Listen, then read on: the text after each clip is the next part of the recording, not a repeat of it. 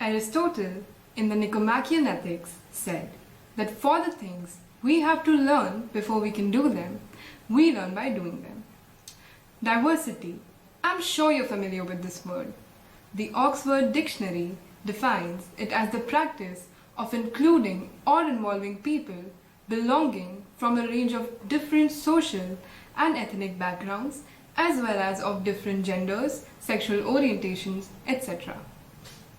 We study about its importance in the Indian context through unity and diversity, and I can proudly say that I'm one of those people who have experienced what it means firsthand in the life that I have lived as a defense kid. Let me start by telling you a bit about myself. My father, being in the defense forces, gets posted to different places within the country every 2 to 3 years. Now, because of this, I got to move around a lot. I settled in different places and I've changed my school 6 times. Therefore, I started learning and experiencing the impact of diversity way before I came across its definition. Each city differed in culture, language, general mentality, and I got to experience all of it through the places that I have lived in. I was barely 5 years old when my father got posted to Shillong, capital of the northeastern state, Meghalaya. I started studying in one of the schools run by the defense.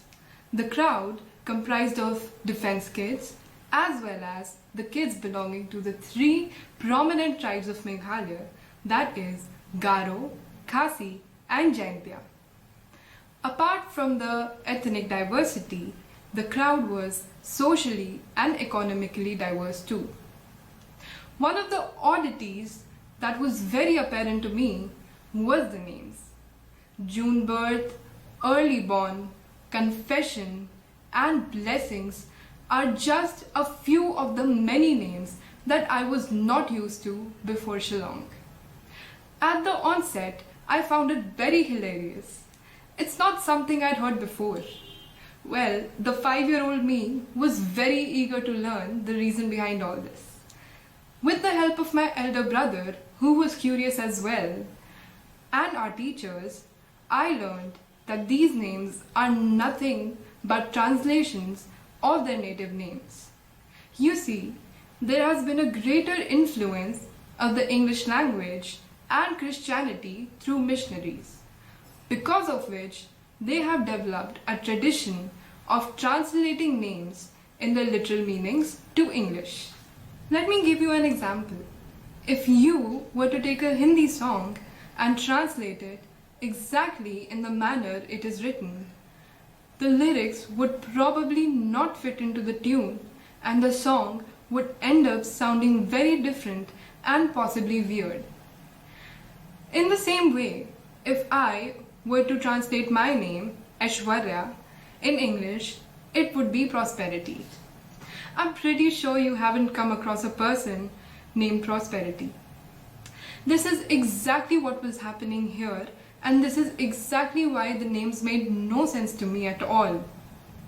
I was too young to comprehend it, but it was then that I realized that it is easy to laugh and judge other cultures, but it is even more fascinating to understand them and try to look at the world through the lens of others.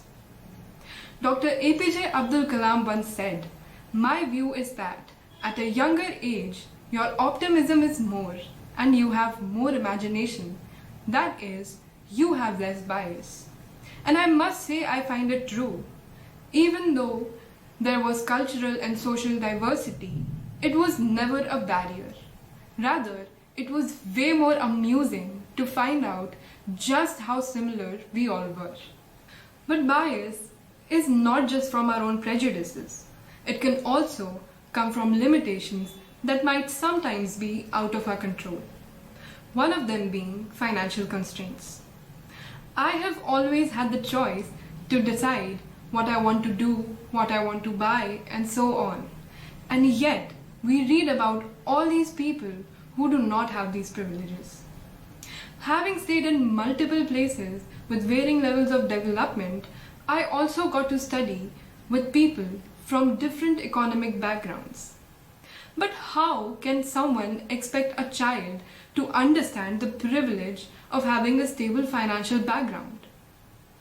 Even though I had always been considerate of my friends and my schoolmates, I never truly realized the value of privilege until the age of 10. My father was posted in a small city. I started studying in a defense school, and yet again my classmates belonged to different backgrounds. The city back in those days was a bit laid back. At least that is what it felt like to me as I had shifted to this place from a metropolitan city. I experienced economic diversity here the most. One day, I saw my classmate crying over a pen that she had lost. I made a casual remark saying that it is not worth crying over. I mean, it was just a gel pen. How important can it be, right? Her reply to this was, just because you do not understand and do not value things doesn't mean that others don't. Now I understand that the term value is subjective and it may or may not be the same for everybody. But here I was old enough to sense some differences between my thought process and that of hers, majorly because of the different economic backgrounds.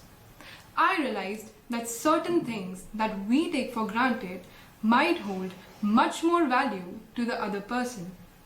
This is something everybody has studied at some point in their lives, but I was lucky enough to have a head-on confrontation with it, and it made me realize just how ignorant I had been.